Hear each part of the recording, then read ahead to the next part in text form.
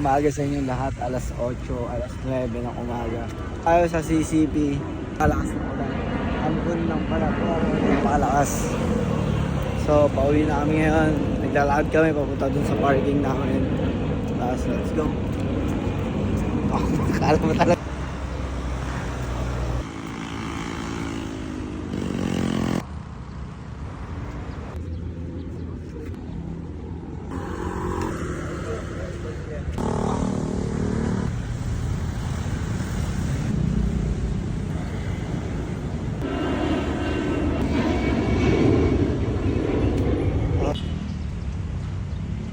Tama na yan.